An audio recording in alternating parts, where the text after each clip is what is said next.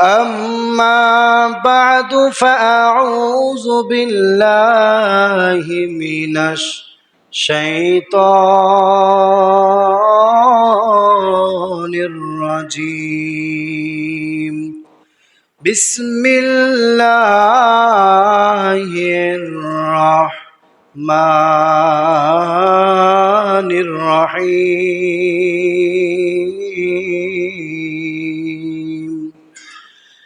فمن كان يرجو لقاء ربه فليعمل عملا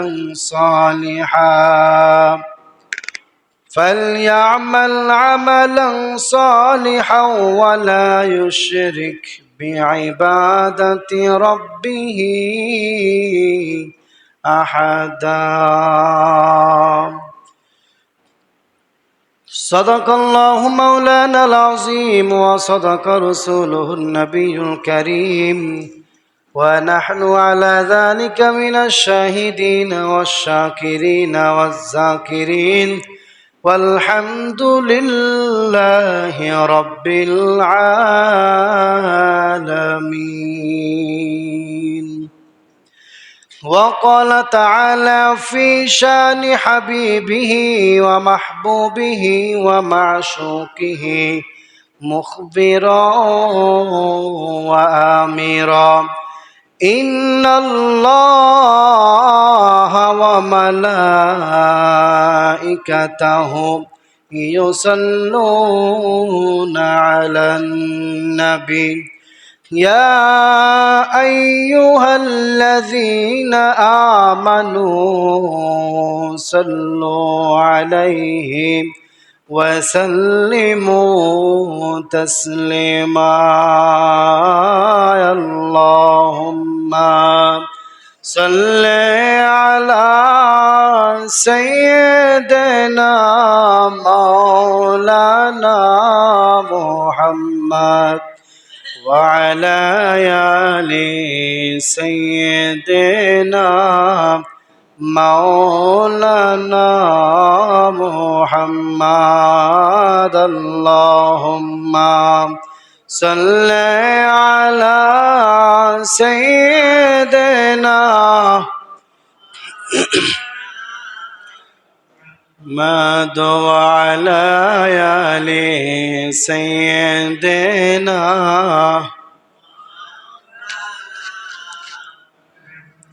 محمد. بلغ العلا بكماله كشف الدجى بجماله حسنت جميع خصاله صلوا عليه وآله. سبحانك لا علم لنا إلا ما علمتنا إنك أنت العليم الحكيم. رب اشرح لي صدري ويسر لي أمري واحلل عقدة من لساني يفقه قولي. আলহামদুলিল্লাহ রব্বিল আলামিন। সমস্ত প্রশংসা আল্লাহ তাআলার দরবারে, যে মহান স্রষ্টা দয়াময় আল্লাহ রব্বুল আলামিন আমাদেরকে অত্যন্ত দয়া ও মায়া করে ভালোবেসে পবিত্র দিনে পবিত্র জায়গার মধ্যে আসার ও বসার সুযোগ করে দিয়েছেন। এজন্য শুকর আদায় অর্থে মুসলমান হিসেবে ঈমানের আওয়াজকে উঁচু করে এক আওয়াজে উচ্চকণ্ঠে সকলেই মন ভরে, মুখ ভরে, বুক ভরে, হৃদয়ের থেকে বলি আলহামদুলিল্লাহ। লক্ষ কোটি দুরূদ ও সালাম সাইয়্যিদুল মুরসালিন, শফিউল মুজনিবিন, খাতামুন নবীন, সাইয়্যিদুস সাকলাইন, ইমামুল মুরসালিন, শফিকে আযম, রাসূল আকরাম, হাবিবে কিবরিয়া, আশরাফুল আম্বিয়া, সাইয়্যিদুল আম্বিয়া, শফি মাহশর, হাদি কাউসার, আকায়ে নামদার, মদিনাহ কা তাজদার, আফতাব নবুওয়াত, ফখরে মওজুদাত, সাইয়্যিদুল মখলুকাত, জনাব হযরত মুহাম্মদুর রাসূলুল্লাহ সাল্লাল্লাহু আলাইহি ওয়াসাল্লামের উপর যে মহান স্রষ্টা দয়াময় আল্লাহ রাব্বুল আলামিন আমাদেরকে সমাজের শত শত মানুষ থেকে যাচাই বাছাই করে সাইয়্যিদুল জুমার দিন সালাতুল জুমার নামাজ আদায় করার জন্য আগে আগে মসজিদে আসার, বসার, কোরআন হাদিসের কিছু কথা আমাকে বলার এবং আপনাদেরকে শুনবার জন্য সুন্দর এই পরিবেশে আল্লাহ পাক রব্বুল আলামিন আমাদেরকে কবুল করেছেন। এই জন্য আমরা সকলে আরেকবার কালিমাতুশ শুকর আদায় করি, বলি আলহামদুলিল্লাহ। মহাগ্রন্থ আল কোরআন শরীফ থেকে সূরা কাহাফের সর্বশেষ আয়াত আমি তেলাওয়াত করেছি। এই আয়াতের উপরে ইনশাআল্লাহ সংক্ষিপ্ত কিছু কথা বলার নিয়ত করেছি। আল্লাহ পাক রব্বুল আলামিন যেন আয়াতের আলোকে সঠিক কথাগুলো সঠিকভাবে বলার তৌফিক দান করে, সকলে বলুন আমিন। আল্লাহ পাক রব্বুল আলামিন এই আয়াতে পাকে বলেন, আল্লাহ পাক রব্বুল আলামিন এই আয়াতে কারিমায় বলেন, ফামান কানা ইয়ারজু লিকা রাব্বিহ ফালইয়ামাল আমালান সালিহান ওয়া লা ইউশরিক বিইবাদাতি রাব্বিহ আহাদা। আল্লাহ রাব্বুল আলামিন বলেন, যে কেউ আমার কোনো বান্দা যদি আমার সাথে মোলাকাত করতে চায়, আমার কোনো বান্দা যদি আমি আল্লাহর সাথে সাক্ষাৎ করতে চাই, সে যেন দুইটা কাজ করে। কয়টি কাজ? কথা বলেন। দুইটি কাজ করে। কি কাজ? ফালইয়ামাল আমালান সালিহা, আমার ওই বান্দা যেন নেক কাজ করে, বেশি বেশি নেক আমল করে। এবং দুই নম্বর কাজ হচ্ছে ফালইয়ামাল আমালান সালিহা ওয়া লা ইউশরিক বিইবাদাতি রাব্বিহ আহাদা। আল্লাহ রাব্বুল আলামিন বলেন, আমি আল্লাহর সাথে সাক্ষাৎ করতে চাইলে দুইটি কাজ করবেন। একটা হচ্ছে নেক আমল, আর একটা হইল আমি আল্লাহর সাথে কাউকে অংশীদারিত্ব করা যাবে না। এই দুইটি কাজ যদি কোনো বান্দা করতে পারে, সে বান্দার সাথে আল্লাহ পাক রব্বুল আলামিন সাক্ষাৎ করবেন, মোলাকাত করবেন। তো আল্লাহ পাক রব্বুল আলামিনের সাথে সাক্ষাৎ করতে আপনারা কি চাইনি? আল্লাহ পাককে আমরা দেখতে চাই। দুনিয়ার কত মানুষকে তো আমরা দেখি, দুনিয়ার চোখ দিয়ে আমরা কত কিছুই দেখলাম। মায়ের চেহারার দিকে তাকাই, বাবার চেহারার দিকে তাকাই, তৃপ্তি হয় না। আল্লাহ পাক রব্বুল আলামিন, যে আল্লাহ আমাদেরকে এত মায়া করে, এত ভালোবাসে, যে আল্লাহ পাক কারিম, চাওয়ার আগে সব কিছু দিয়ে দেন, এই মহান রব, এই মহান আল্লাহকে যেদিন আমরা স্বচক্ষে দেখতে পারবো, সেদিন আমাদের কিরকম মজাটাই না হবে। সুবহানাল্লাহ। তো এই জন্য আমার কথা বুঝতেছেন নি? জি, মাথা উঁচু দিয়ে কইরা আমার দিকে তাকান, তাইলে কথা বুঝবেন। জানি আপনারা অনেক কাজকর্ম করেন, অনেক ক্লান্ত মানুষ। মসজিদ আসলে এটা রহমতের জায়গা, ঠিক না? রহমতের জায়গা আসলে একটু ঘুমের ভাব আসবে, কিন্তু কথার দিকে খেয়াল করেন, তাহলে বুঝতে পারবেন আলোচনাটা। তো আল্লাহ পাক রব্বুল আলামিনের সাথে সাক্ষাৎ করতে হলে আমাদেরকে দুইটা কাজ করতে হবে। এক, নেক আমল করতে হবে। দুই, আল্লাহর সঙ্গে কাউকে শরীক করা যাবে না। পয়গম্বর মূসা নবী আলাইহিস সালাতু ওয়াস সালাম আল্লাহকে বললেন, রব্বি আরিনি, আল্লাহ আমি আপনাকে দেখতে চাই। আল্লাহ বলেন, লাং তারানি, না মূসা তুমি আমাকে দেখতে পারবা না। মূসা নবী নাসর বান্দা আল্লাহকে আবার জিজ্ঞাসা করেন, আল্লাহ আমি আপনাকে দেখতেই চাই, আপনাকে না দেখলে আমার দিল শান্ত হবে না। কারণ মূসা নবী ছিলেন আল্লাহ পাকের একজন প্রিয় জলিলুল কদর নবী, প্রিয় নবী, প্রিয় একজন আল্লাহ পাকের আশেক। এই পয়গম্বর মূসা নবী আল্লাহর সাথে সব থেকে বেশি কথা বলতেন। এই জন্য মূসা নবীর উপাধি আল্লাহ দিয়েছেন কালিমুল্লাহ। কালিমুল্লাহ মানে কি? আল্লাহর সঙ্গে কথা বলে। যে নবী আল্লাহর সঙ্গে সর্বদাই সবসময় সব থেকে বেশি কথা বলেছেন, পয়গম্বর মূসা নবী আলাইহিস সালাম। তো মূসা নবী আল্লাহকে বলেন, আল্লাহ আমি আপনাকে দেখতে চাই। আল্লাহ বলেন, লাং তারানি, দেখতে পারবা না। মূসা নবী বলেন, আল্লাহ আমি আজকে এতদিন ধরে আপনার সঙ্গে কথা বলতেছি, আর আপনার সাথে কথা বলতে বলতে আমাকে এমন মায়া লেগে গেছে, এমন মহব্বত জন্মাইছে অন্তরে, আপনাকে না দেখলে আর আমি থাকতেই পারতেছি না, আমি আপনাকে দেখবই দেখব। মুসা নবী যখন এভাবেই আল্লাহর কাছে বলা শুরু করলেন, তখন আল্লাহ পাক রব্বুল আলামিন বলেন, ফালাম্মা তাজাল্লা রব্বুহু লিল জাবাল, আল্লাহ রব্বুল আলামিন যখন আল্লাহ পাকের নূরের তাজাল্লি যখন তুর পর্বতে ছেড়লেন, তুর পর্বতে আল্লাহ পাকের নূরের তাজাল্লি ছাড়ার সঙ্গে সঙ্গে তুর পাহাড় জলে সারকার হয়ে গেলেন, পয়গম্বর মুসা নবী বেহুশ হয়ে গেলেন। তো পয়গম্বর মুসা নবী বেহুশ হওয়ার পরে কি জন্য বেহুশ হইলেন? আল্লাহ পাকের একটু নূরের তাজাল্লি দিয়েছিলেন। ফালাম্মা তাজাল্লা রব্বুহু লিল জাবাল, আল্লাহ পাকের একটু নূরের তাজাল্লি দেওয়ার কারণে তুর পাহাড় জলে পুরো সারকার, মুসা নবী বেহুশ হয়ে গেলেন। কিন্তু পক্ষান্তরে আমার আপনার নবী সাইয়্যিদুল মুরসালিন, ইমামুল মুরসালিন, দু জাহানের বাদশাহ নবী মুহাম্মদুর রাসূলুল্লাহ সাল্লাল্লাহু আলাইহি ওয়াসাল্লাম, আল্লাহ পাক রব্বুল আলামিন আমার নবীকে আল্লাহ পাকের কাছে নিয়ে গেলেন। আল্লাহ পাকের কাছে নেওয়ার পরে সরাসরি আল্লাহর সামনে বসাইয়া আল্লাহ পাক রব্বুল আলামিন আমার নবীর সাথে কথা বললেন। নবীজি বলেন, রাআইতু রব্বি আযজা ওয়া জাল্লা, নবী বলেন আমি আমার রবকে আমি দেখেছি। সুবহানাল্লাহ। নবীজি কি বললেন? আমি আমার রবকে আমার চোখ দিয়ে দেখেছি। সুবহানাল্লাহ। কেমন আমার রব? এই জন্য আলোচনা বিষয় আছে আজকে এটা, যে রবকে দেখতে হবে, রবের মোলাকাত। ফামান কানা ইয়ারজু লিকা রাব্বিহি ফালইয়ামাল আমালান সালিহান ওয়া লা ইউশরিক বিইবাদাতি রাব্বিহি আহাদা। যদি আমরা আল্লাহর সঙ্গে সাক্ষাৎ করতে চাই, আল্লাহর সঙ্গে মোলাকাত করতে চাই, তাহলে অবশ্যই আমাদেরকে নেক আমল বেশি বেশি করতে হবে এবং শিরিক করা যাবে না। এই দুই আমল যদি আমরা কন্টিনিউ করতে পারি, আল্লাহ পাকের প্রেম ভালোবাসা নিয়ে, রাসূলুল্লাহ সাল্লাল্লাহু আলাইহি সাল্লামের প্রেম ভালোবাসা নিয়ে যদি আমরা নেক আমল করতে পারি, আল্লাহর সঙ্গে কাউকে শরিক বা অংশীদার না করি, আশা করা যায় ইনশাআল্লাহ আল্লাহ পাক রব্বুল আলামিন আমাদেরকে দিদার দিয়ে দিবেন। সুবহানাল্লাহ।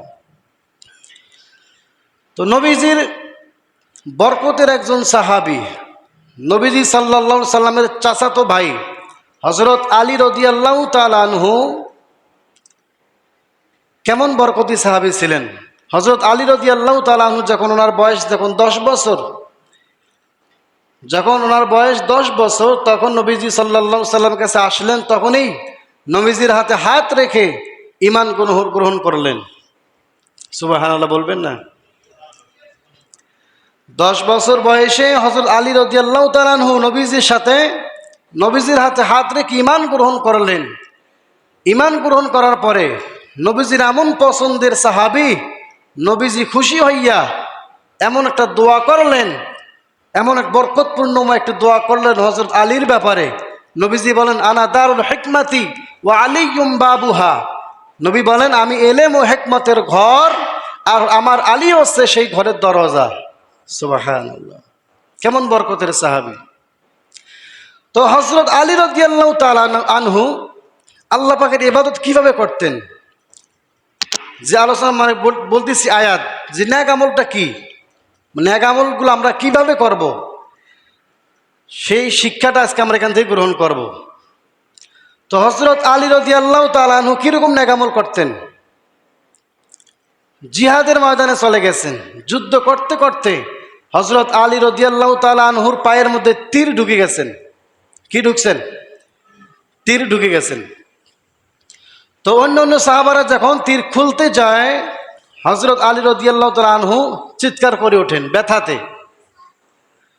তো নবীজি বললেন, এখন হযরত আলী রাদিয়াল্লাহু তাআলা আনহুর পায়ের থেকে তীর খুলানো যাবে না। অন্য সাহাবাদেরকে বললেন, যখন হযরত আলী নামাজে দাঁড়াবে তখন তার পায়ের থেকে তীরটা টান দিয়ে খুলে নেবেন। যখন হযরত আলী রাদিয়াল্লাহু তাআলা আনহু নামাজে দাঁড়ালেন, অন্য সাহাবারা তখন হযরত আলীর পায়ের থেকে তীরটা টান দিয়ে খুলে ফেললেন। নামাজ শেষে জিজ্ঞাসা করলেন, হযরত আলী, আপনার পায়ের থেকে তো আমরা তীর খুলেছিলাম, আপনি কি অনুভব করতে পেরেছেন? হযরত আলী রাদিয়াল্লাহু তাআলা বলেন, আমার পায়ের থেকে যে কখন তীর খুলছেন আমি বলতেই পারি না। সুবহানাল্লাহ। এই নেক আমলটা কি? যখন আল্লাহকে চিনে, আল্লাহকে দেখে, আল্লাহকে বুঝে যখন আপনি সিজদা করবেন, নেক আমল করবেন, ওইটা হবে প্রকৃত নেক আমল। আর ওই নেক আমলের কথাই আল্লাহ এখানে বলেছেন। ওই রকম নেক আমল করতে পারলেই আল্লাহ পাক রব্বুল আলামিন আমাদের সঙ্গে মোলাকাত করবেন। একজন জিজ্ঞাসা করলেন হযরত আলীকে, আপনি যে আল্লাহর ইবাদত করেন, আপনি কি আল্লাহকে দেখেছেন? হযরত আলী রাদিয়াল্লাহু তাআলা আনহু বলেন, আমি এমন আল্লাহর ইবাদত করি না যে আল্লাহকে আমি দেখি না। সুবহানাল্লাহ। কি বলছেন? আমি এমন আল্লাহর ইবাদত করি না যে আল্লাহকে আমি দেখি না। তো বললেন, তো আপনি আল্লাহকে দেখেছেন? তো আল্লাহ কিরকম বলেন? হযরত আলী রাদিয়াল্লাহু তাআলা আনহু বলেন, আল্লাহ কি রকম এটা দেখি অনুভব করা যায়, বয়ান করে বোঝানোর সাধ্য কারো নাই। সুবহানাল্লাহ। আল্লাহ কি রকম তা দেখার পর অনুভব করা যায়, অনুভব করতে পারবেন, কিন্তু বয়ান করে যে এইরকম এইরকম এইরকম এরকম এটা বলার সুযোগ নাই। দেখে অনুভব করতে পারবেন। উদাহরণ দিয়ে বলেছেন, মনে করেন আপনি বিভিন্ন সময় আমরা তরকারির মধ্যে ঝাল বেশি হইলে, ঝাল যদি বেশি খাই, বেশি খাওয়ার পরে আমাদের জিহ্বার মধ্যে কি শুরু হয়? জ্বালানি শুরু হয়ে যায়, শুধু আওয়াজ করি, হাত পা লড়াইতে থাকি, শুধু শোষাইতে থাকি, ঠিক না? তো যদি আপনাকে জিজ্ঞাসা করা হয় আপনি এরকম করতেছেন কেন, বলবেন যে জিহ্বায় ঝাল লাগছে। তো আপনাকে জিজ্ঞাসা করে বলেন ঝালটা কীরকম বলেন দেখি, ঝালটা কীরকম, কালো না সাদা না লাল, এটা বলা যাবে? ঝাল কীরকম এটা বলা যাবে না, কিন্তু যখন ঝাল লাগে তখন অনুভব করা যায়, ঠিক না? যখন ঝালটা লাগবে তখন অনুভব করতে পারবো, কিন্তু বুঝাতে পারবো না যে ঝালটা এইরকম লম্বা বা মোটা বা এরকম রং, এরকম বলার কোনো সুযোগ নেই। তো আল্লাহ সেম হচ্ছে এইরকম, আল্লাহকে দেখার পর অনুভব করা যাবে, কিন্তু বয়ান করে বোঝানো যাবে না। সুবহানাল্লাহ। তো এই জন্য হযরত আলী রাদিয়াল্লাহু তাআলা আনহু বলেন, আমি ওই আল্লাহর ইবাদত করি যে আল্লাহকে আমি স্বচক্ষে দেখি। 2 নম্বর কথা হইল, আল্লাহ পাক রব্বুল আলামিনকে দেখতে হলে আল্লাহ পাকের সঙ্গে কারো শরীক করানো যাবে না। আল্লাহ পাকের সঙ্গে কি করা যাবে না? কাউকে শরীক করা যাবে না। কারণ আল্লাহ পাক রব্বুল আলামিন সব গুনাহ মাফ করবে, কিন্তু এই যে শিরিকের গুনাহ, এই শিরিকের গুনাহ আল্লাহ কখনোই মাফ করবে না। আপনি যত বড় গুনাহগার হন, আপনি জিনাকার হন, হারামখোর হন, যত গুনাহ করবেন, যত বড় বড় কবিরা গুনাহ করবেন, আল্লাহ মাফ করে দিবেন। কিন্তু যখন আল্লাহর সাথে কাউকে অংশীদারিত্ব করবেন, অংশীদারিত্ব করলে ওই গুনাহটা আল্লাহ কখনোই বরদাস্ত করতে পারে না, ওই গুনাহ আল্লাহ মাফ করবে না। এই জন্য শিরিক করা যাবে না এবং নেক আমল করতে হবে।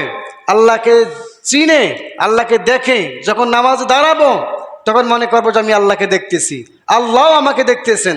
আন তা'বুদাল্লাহ কাআন্নাকা তারা ফাইন লাম তাকুন তারা ফাইন্নাহু ইয়ারাক। যখন নামাজে দাঁড়াবো তখন মনে করবো যে আল্লাহ আমাকে দেখতেছে, আমিও আল্লাহকে দেখতেছি, কিন্তু আমি তো আল্লাহকে দেখতে পাই না, কারণ আমার চোখ তো নাপাক। আমার চোখ তো কি নাপাক, গুনাহ করে করে চোখটাকে নাপাক করে ফেলেছি। এই জন্য এই নাপাক চোখ দিয়ে আমরা আল্লাহকে দেখতে পাই না, আর আল্লাহকে এই চোখ দিয়ে আল্লাহকে দেখারও কোনো সিস্টেম নাই। এই জন্য এতটুকু অন্তত ভাবতে হবে যে আমি আল্লাহকে না দেখলেও আল্লাহ আমাকে দেখতেছেন। এই অনুভব নিয়ে আমাদেরকে নামাজ পড়তে হবে। কথা বুঝছেন নি আপনারা? কি বুঝছেন কোন? কি অনুভব নিয়ে নামাজ পড়বেন যে আমি আল্লাহকে না দেখলেও আল্লাহ আমাকে দেখতেছেন। আমি এক কাজ করি, আমি 5 মিনিট আপনাদেরকে ছুটি দিই, আপনারা ঘুমান, না কি বলেন? 5 মিনিট ছুটি দিই, আপনারা ঘুমান, আমি একটু জিরাই। সুবহানাল্লাহি ওয়া বিহামদিহি, সুবহানাল্লাহ। একটু খেয়াল করেন।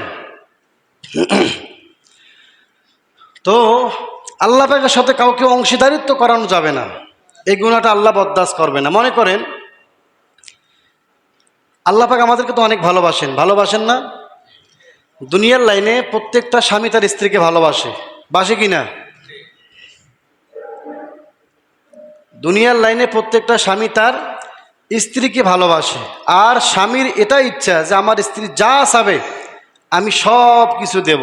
প্রত্যেকটা স্বামীয়ে চায় স্ত্রী যেটাই চাবে স্বামী তাকে সেটাই দিবে। কিন্তু স্বামী অফিস থেকে যখন ঘরে আসলেন বা বিভিন্ন কর্মস্থল থেকে যখন ঘরে আসলেন, আসার পরে দেখতেছেন স্ত্রী মন খারাপ।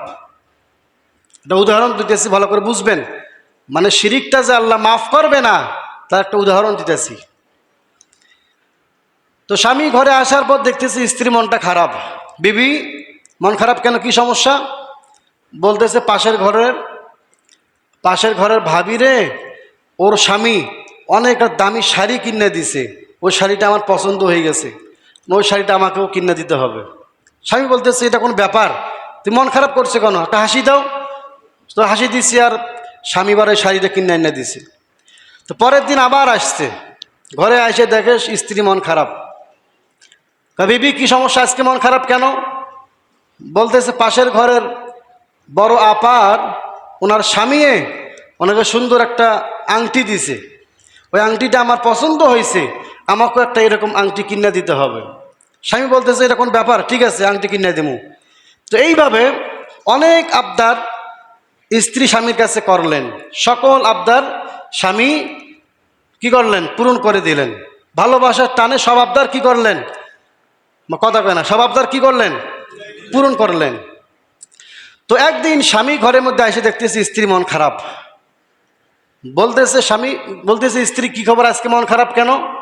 এবার স্ত্রী কয়, স্বামী পাশের ঘরের আমার চাচাতো ভাই, ওই ছেলেটা খুব সুন্দর, তাকে আমার খুব পছন্দ হয়েছে, তার সাথে আমাকে একদিন সময় দিতে হবে তা ঘোরাফেরা করার জন্য।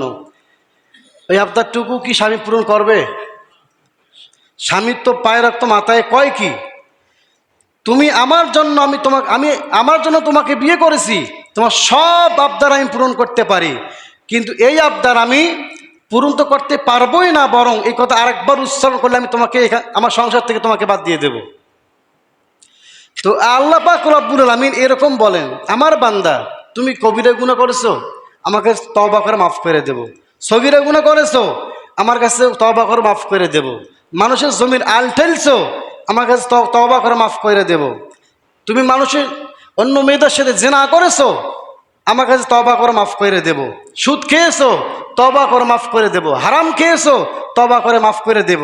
কিন্তু বান্দা যখন তুমি শিরিক করবা, ওটা আমি ক্ষমা করব না, ওটা বরদাস্ত করতে পারবো না। এই জন্য শিরিকের গুনাহ হচ্ছে মারাত্মক। স্বামী যেরকম স্ত্রী সকল আবদার পূরণ করতে পারে, নিজের জায়গাটা অর্থাৎ স্ত্রীর জন্য যে স্বামীর জন্য যে বরাদ্দ, এই জায়গাটা যেমন স্বামী কাউকে দিতে পারে না, আল্লাহ পাক রব্বুল আলামিন নিজে যে একত্ববাদ, নিজে যে একক, এই ক্ষমতাটা অন্য কাউকে দিলেও আল্লাহ এটা বরদাস্ত করতে পারে না। এই জন্য শিরিক মুক্ত জীবন করতে হবে এবং ন্যাক আমল করতে হবে। কথা বুঝতেছেন সবাই? শিরিক মুক্ত ইবাদত এবং আমলে সালেহ করতে হবে।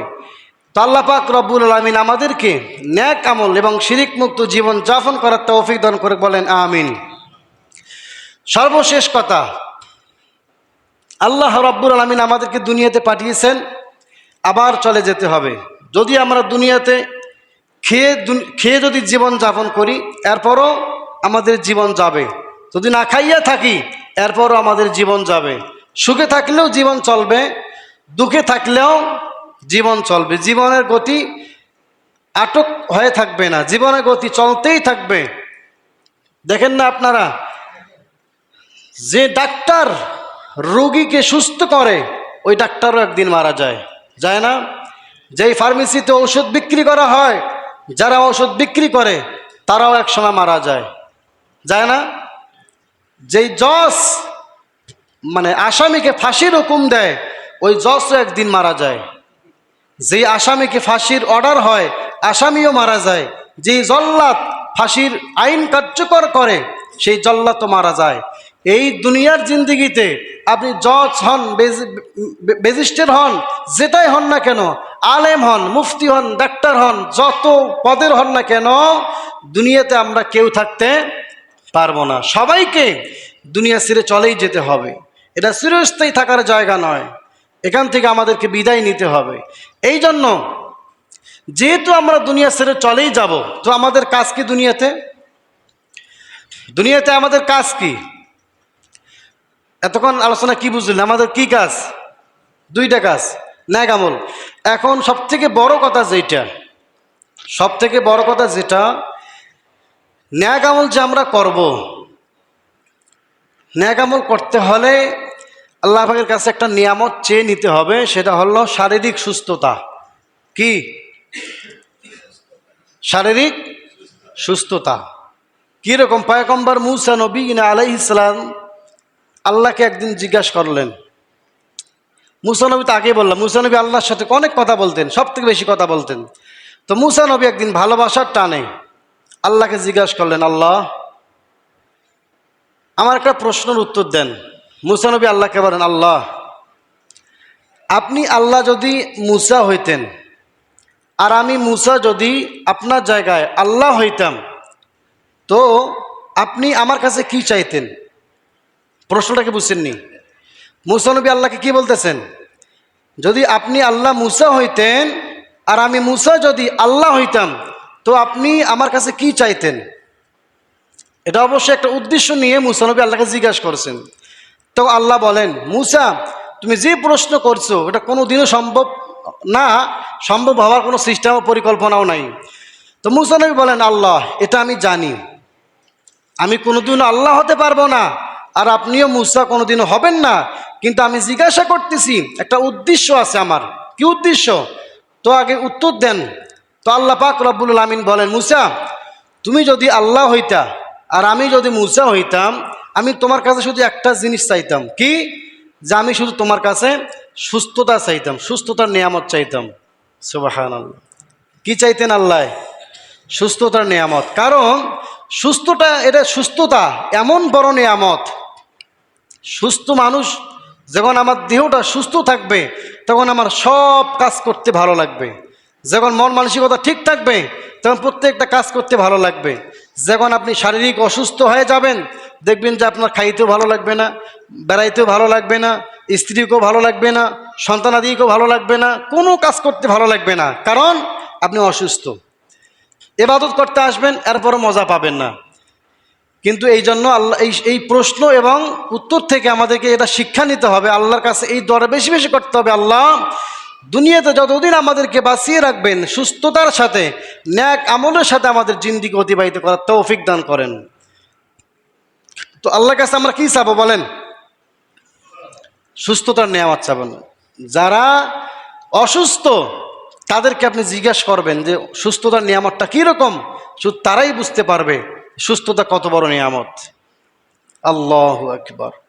এই জন্য আল্লাহর কাছে বারবার চাওয়া দরকার, বারবার বলা দরকার, আল্লাহ আমাকে সুস্থতা দান করে দিন, আমাকে সুস্থতার নিয়ামত দান করে দিন। এই জন্য আমরা সকলেই সর্বদাই 5 ওয়াক্ত নামাজের পরেই আল্লাহর কাছে আমরা সুস্থতার নিয়ামত চাবো। আর একটা তো বেশি বেশি করতে হবে।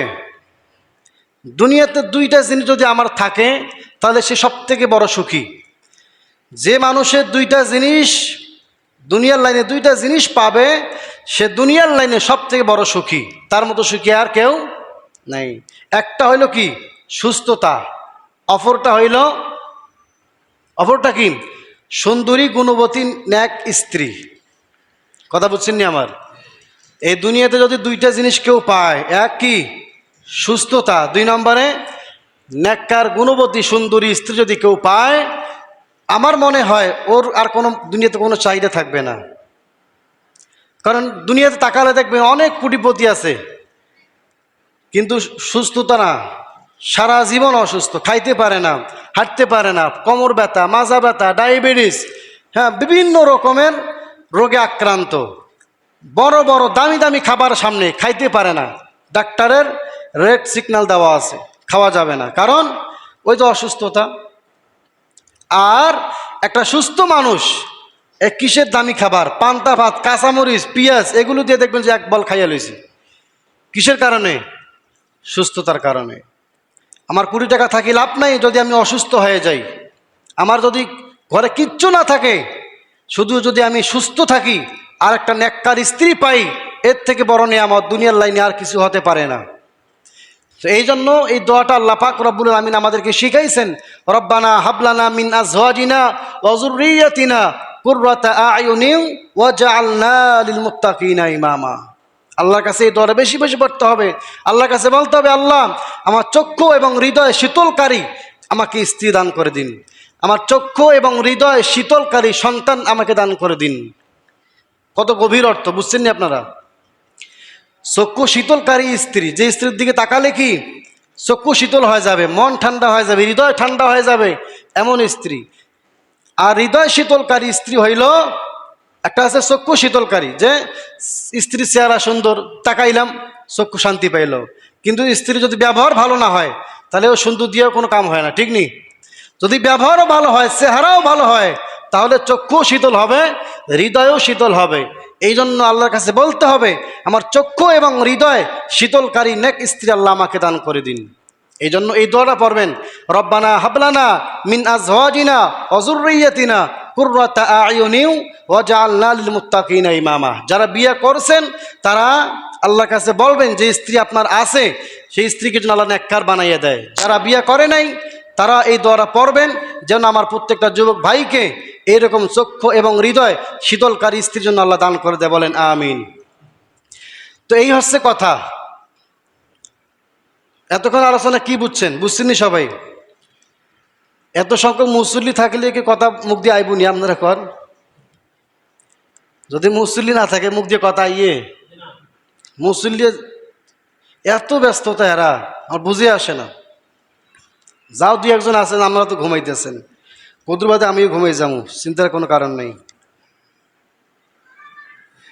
আচ্ছা, যাই হোক, আরেকটা বিষয় হইল, যেহেতু আপনারা প্রত্যেকবারে ধান দিয়ে থাকেন মসজিদে, তো সেই অনুপাতে এবারও যারা ধান ক্ষেত করছেন, ধান কাটাকাটি শেষ, আপনার নিজ দায়িত্বে ধানগুলো মসজিদে পৌঁছে দিবেন। যারা বাইরে শুনতেছেন আপনারাও নিজ দায়িত্বে ধানগুলো মসজিদে পৌঁছে দিবেন। যাদের ঘরে লোক নাই, মসজিদ কমিটির পক্ষ থেকে আপনাদের বাড়িতে সম্ভবত কালকে যাবে, তো গেলে আপনারা সকলেই বেশি বেশি মসজিদের ধানগুলো দেওয়ার চেষ্টা করবেন। কারণ আপনাদের দান অনুদান নিয়েই এই মসজিদের কাজ উন্নত করা হবে, ঠিক না? আপনারা যেরকম দান করবেন সেরকম ফলাফল পাবেন। কারণ আপনাদের দানের মান বাড়াইলে মসজিদের উন্নত হবে। আর আপনারা যদি দান না করেন, মসজিদে অনুদান না দেন, তাহলে তো মসজিদের কাজ এরকমই থেকে যাবে। এই জন্য সকলেই মসজিদে বেশি বেশি দান করবেন। আর সব থেকে আপনাদের কাছে আমি বারবার বলি যেটা, যে আপনারা যেখানে যে লাইনে কাজ করেন, আজানটা হওয়া মাত্রই মসজিদে চলে আসবেন। আমি এখানে নামাজ পড়াই দিয়েছি, ফজরে 3 জন মুসল্লি, জোহরে 2 জন মুসল্লি, ফজরে 2 জন মুসল্লি, বাকি মুসল্লি কই? হিজরতে গেছে মনে হয়। বাকি মুসল্লি কই গেছে? মেরাজে গেছে নাকি? কি আপনার নামাজে আসেন না? যে আমি মসজিদের ইমাম সাহেব হিসাবে তো বলার দায়িত্ব আছে না? কিন্তু আপনাদেরকে তো বলতেছি, বুঝাইতেছি, আপনার নামাজে আসেন না কেন? আপনাদের কি সমস্যা বলেন? নামাজে আসতেছেন না যে? ব্যস্ততা থাক, ব্যস্ততার মাঝে আল্লাহকে সময় দিতে হবে। আপনি বলবেন আমি কৃষিজীবী, যত কৃষিজীবী করেন, পয়গম্বর সুলাইমান আলাইহিস সালাম সারা দুনিয়া শাসন করতেন। আপনাদের মতো একটা ইউনিয়ন বা বাংলাদেশ না, সারা দুনিয়া শাসন করতেন কে? পয়গম্বর সুলাইমান আলাইহিস সালাম। সে পয়গম্বর সুলাইমান আলাইহিস সালাম সারা দুনিয়া শাসন করার পরেও 5 ওয়াক্ত নামাজের 1 ওয়াক্ত তো কাজা হতো না, বরং তাহাজ্জুদের নামাজও কাজা হইতো না। সুবহানাল্লাহ। তো আপনি পয়গম্বর সুলাইমান থেকে কি বেশি ব্যস্ত? তো তার থেকে কি আপনি বেশি ব্যস্ত? পয়গম্বরের সাহাবী হযরত ওমর রাদিয়াল্লাহু তাআলা আনহু পুরো অর্ধজাহান শাসন করতেন, এরপরও 1 ওয়াক্ত নামাজ কিংবা তাহাজ্জুদের নামাজ কাজা হইতেন না। আমার নবীজি সাল্লাল্লাহু আলাইহি সাল্লাম নিজেও রাষ্ট্রনায়ক ছিলেন, রাষ্ট্র ক্ষমতা ছিলেন, এরপরও নামাজ মিস করেন নাই। এরকমভাবে বাদশা যুলকারনাইন, ওনারাও দেশ শাসন করতেন, এরপরও কি করতেন? নামাজ মিস করতেন না, তাহাজ্জুদের নামাজ মিস করতেন না। কিন্তু আপনি আর আমি, এই সাধারণ একটা ছোট্ট সংসার, 4 জন সদস্য মিলে একটা সংসার, এই সংসার পরিচালনা করতে যাইয়ে আমরা নামাজ কাজা করে ফেলি। আমাদের মতো হতভাগা আর আসেনি কেউ? সংসারে 4 জন 5 জন সদস্য, এই সদস্যকে মেনটেন করতে যাইয়া আমরা নামাজ মিস করে ফেলাই, নামাজে আসি না, মসজিদে আসি না, নামাজ থেকে অনেক দূরে। এই গাফলতি করা যাবে না। যাক, বিনয়ের সাথে আপনাদেরকে বলবো, আপনারা 5 ওয়াক্ত নামাজ আজান দেওয়া মাত্রই মসজিদ চলে আসবেন, এবং আল্লাহ পাক রব্বুল আলামিন আপনাদেরকে 5 ওয়াক্ত নামাজ বা জামাআত আদায় করার তৌফিক দান করে, বলেন আমিন।